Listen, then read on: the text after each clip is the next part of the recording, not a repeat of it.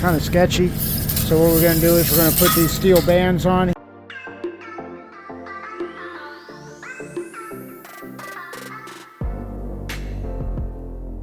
Hey guys, we got this load here, kind of sketchy. So what we're going to do is we're going to put these steel bands on here and tighten it up a little bit. They already had them on here, but loosened up when I hooked up to the trailer. I'm going to tie this one to that, and what you do is you just put your steel band around there. You're going to take these little clips here, use these little tools to do some magic. So you want to make sure you put the clip on there, and you got to have it this way. One on the bottom always goes that way, one on the top always goes that way, and when you use the tool, you're going to see why.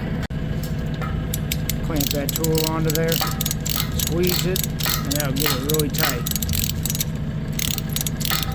Now you're going to want to put this buckle here in an open area, because you probably won't be able to get it on top there.